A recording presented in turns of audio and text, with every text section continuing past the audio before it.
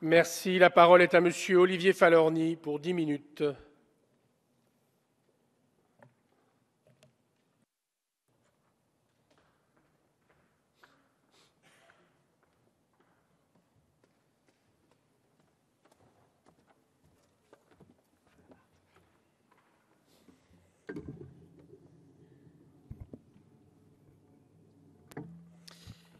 Monsieur le Président, Madame la Ministre, Madame la Rapporteure, mes chers collègues, en mai 2013, le Président de la République a lancé un grand projet intitulé « Choc de simplification », ayant pour but d'impacter au quotidien la vie de tous les Français.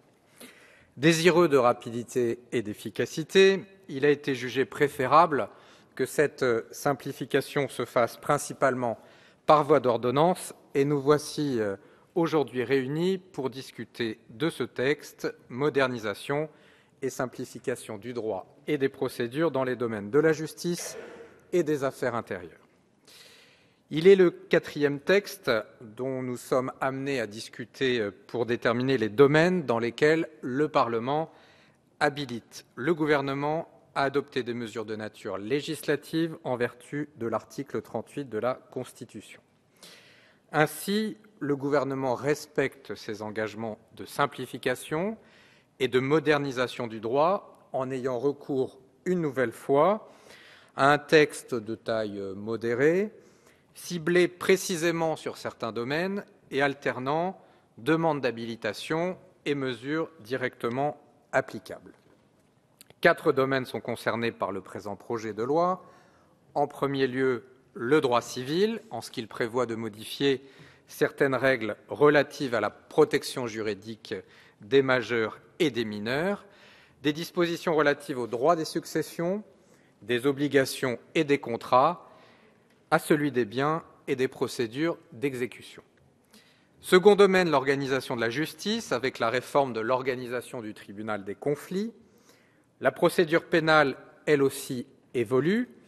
Il est prévu d'étendre la mise en œuvre des communications électroniques officielles.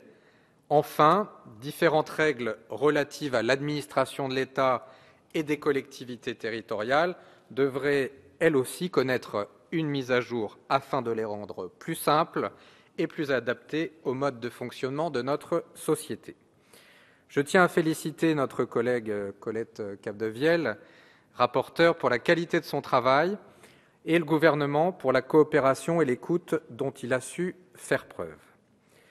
Cependant, ce mode opératoire, bien que nécessaire, éveille légitimement, chez nous autres parlementaires, quelques réserves que les sénateurs ont exprimées lors de l'examen en première lecture, notamment en supprimant l'article 3, habilitant le gouvernement à réformer le droit des obligations et des contrats par voie d'ordonnance.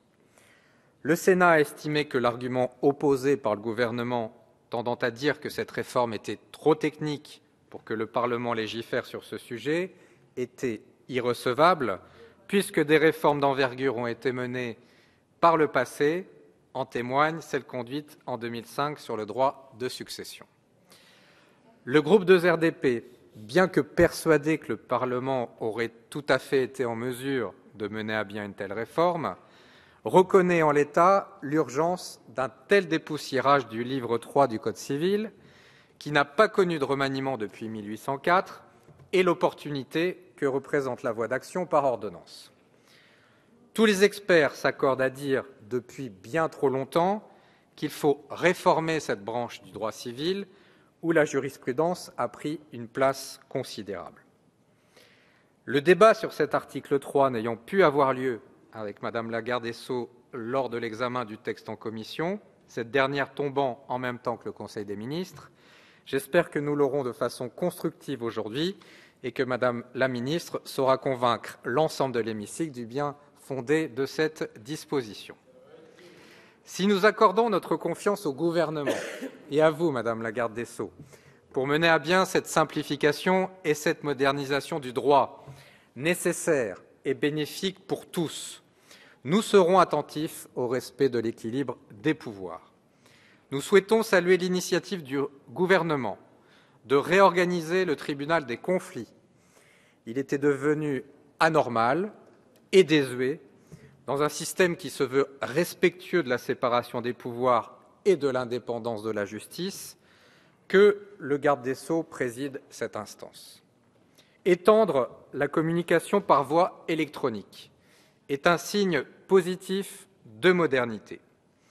Mais bien que plus rapide et plus économique, cette pratique pose tout de même le problème de la preuve de la convocation, problème que nous devons résoudre lors de nos débats. Toujours dans un esprit de simplification, de modernisation et de cohérence, le groupe 2RDP, à l'initiative de M. Thierry Braillard, désormais membre de votre gouvernement, a déposé un amendement reprenant une de ses propositions de loi relative au principe d'égalité en matière successorale. Cet amendement trouve toute sa place dans le présent projet de loi puisqu'il a pour objet de combler le vide juridique laissé par la décision QPC du 5 août 2011 du Conseil constitutionnel, désavantageant les héritiers français pouvant se retrouver déshérités par leurs parents vivant à l'étranger, alors même que le droit français l'interdit. En créant un droit de prélèvement sur les biens situés en France, cet amendement entend supprimer l'injustice subie par ces héritiers lésés. Alors j'entends déjà l'argument selon lequel cet amendement se heurterait au droit communautaire. Alors j'y répondrai en présentant le dit amendement dans quelques instants, et j'ajouterai que cet argument aurait été recevable si nous n'eussions examiné juste avant ce texte une proposition de loi relative à l'interdiction des OGM qui, si elle est promulguée, est parfaitement contraire au droit communautaire et sera immanquablement nullifiée par la justice européenne lors d'un recours en manquement qui est incontournable. Nonobstant cette petite remarque, le groupe 2RDP votera ce texte qui apporte plus d'efficacité et de clarté à notre droit français, mais notre groupe restera vigilant quant au contenu des ordonnances et de la loi de ratification telle que prévue par notre Constitution. Je vous remercie.